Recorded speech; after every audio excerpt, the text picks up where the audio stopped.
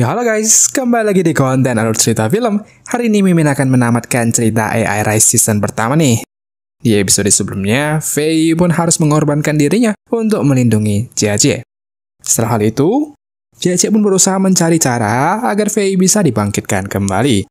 Jia mendapatkan info bahwa pemain yang sudah mati terkurung dalam suatu tempat di dalam game. Dan asalkan penghalang itu bisa dihancurkan, maka pemain itu bisa hidup kembali. Jia dan lainnya pun berusaha pergi ke Istana Langit. Di sana, ia pun bertemu dengan Ratu. Ratu menawarkan sebuah hadiah sebagai imbalan kemenangan Jia. Namun, sebelum Jia sempat membuka peti itu, Xiao Ziyao pun datang dan menghalanginya. Ia berkata jangan percaya kepada Ratu, karena hadiah itu adalah kunci untuk mengatur sebuah perintah dalam game. Dan apabila Jia membuka peti itu, maka Ratu akan mendapatkan kuasa untuk menghancurkan game ini. Cerita pun terus berlanjut. Di episode kali ini, Jia pun memutuskan untuk tidak percaya kepada Ratu ataupun Xiao Ziyao. Ia yakin pada keputusannya sendiri. Namun, Xiao Ziyao akhirnya berkata bahwa sebenarnya ia berada dalam pihak Jia.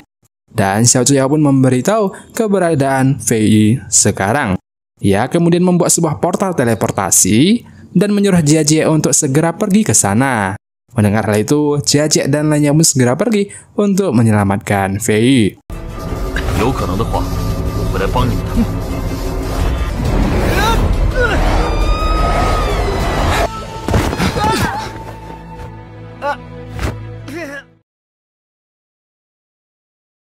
Sesampainya di sana, Jia dan lainnya pun ingin berpencar untuk mencari Fei. Namun, seekor monster raksasa tiba-tiba muncul di depan mereka. Balong pun berkata kalau itu adalah monster Chuin, monster terbesar dan terkuat dalam game ini. Jia dan lainnya pun tak memiliki pilihan lain selain melawan monster tersebut. Namun, monster itu sangatlah sulit dikalahkan. Balong pun meminta bantuan Xiaoxi untuk mengeluarkan satu jurus yang bisa membantu mereka. Namun Xiaoxi malah menolak hal tersebut dan lari dari pertarungan itu. Jia mencoba untuk menghancurkan salah satu dari 4 bola yang ada pada monster tersebut. Namun ia malah hampir mati karena serangan monster itu sangatlah cepat. Untungnya Xiao Ziyao pun datang dan menyelamatkannya. Xiao Ziyao memperlihatkan keberadaan Fei yang tertidur dalam peti es di bawah tanah. Ia pun menjelaskan kalau mereka harus mengalahkan monster ini dulu sebelum bisa menyelamatkan Fei. Mereka pun bekerja sama untuk melawan monster itu. Kelemahan monster itu terdapat pada 4 bola kekuatannya. Masing-masing bola itu memiliki satu elemen kekuatan. Mereka pun harus mencari cara agar bisa menghancurkan bola itu. Sedangkan ada juga seseorang yang harus menarik perhatian. Sisu pun menawarkan diri untuk menarik perhatian para monster itu. Walaupun sebenarnya ia tidak terlalu kuat, namun ia yakin ia adalah orang yang sangat beruntung. Pertarungan pun dimulai melawan monster raksasa itu.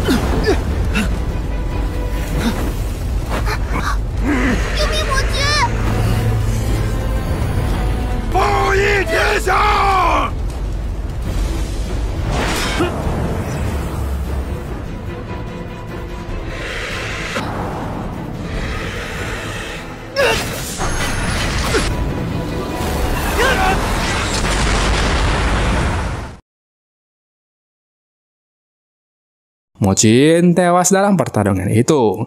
Setelah monster dikalahkan, penghalang esnya pun telah hilang. Namun semua peti itu tidak bisa dibuka, dan para pemain juga masih tidak sadarkan diri. Sisu pun mencoba membangunkan mereka, namun hal itu tetap saja gagal. Tiba-tiba Ratu kembali muncul dan mengambil peti Zhefei. Ia mengancam Jie untuk membuat kesepakatan atau membunuh Zhefei. Di dunia nyata, ayah Xiaolei pun menyuruh anaknya untuk membiarkan orang dari perusahaan yang mengurus Jie saja. Namun Xiaolei tetap memaksa. Ia berkata hanya ialah yang bisa menyelamatkan Jie sekarang. Tiba-tiba, sekumpulan orang dari perusahaan pun datang ke rumah Xiaolei. Ia pun membawa Xiaolei untuk menyelesaikan masalah ini.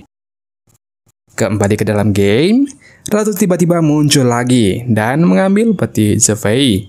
Ia mengajak Jie untuk membuat kesepakatan. Kesepakatan itu tentu saja agar Jie membantunya membuka peti itu. Dan sebagai imbalannya, ia tak akan membunuh Fei. Dengan terpaksa, Jie pun setuju untuk berdiskusi berdua. Jie masih sempat ragu dengan motif Ratu sebenarnya. Ia pun menebak bahwa Ratu ini bukanlah NPC yang dibuat oleh perusahaan game. Ia berkata Ratu pasti telah mengatur semua ini agar Jie bisa menang dan membuka hadiah itu. Jie pun penasaran mengapa bisa begitu. Padahal seharusnya Ratu adalah seorang NPC. Dan akhirnya tiba-tiba ia pun mendapatkan jawabannya. Bahwa Ratu yang merupakan NPC ini telah mendapatkan kesadaran diri layaknya manusia. Artinya ia tidak lagi berada di bawah perintah game dan bisa bertindak sesukanya. Jie pun menyimpulkan bahwa Ratulah yang menanamkan virus ini dan menjebak mereka. Ia juga tidak membiarkan pemain yang mati untuk kembali ke dunia nyata karena pastinya ada tujuan lain. Ratu tidak mengelak. Dengan virus itu, ia berkata ia bisa mengendalikan semua hal di dalam game. Namun untuk mendapatkan kendali penuh untuk mengatur game, ia pun membutuhkan Jie untuk membuka peti tersebut. Namun, Ratu tidak berpikir bahwa virus itu bisa menghancurkan game sampai segininya.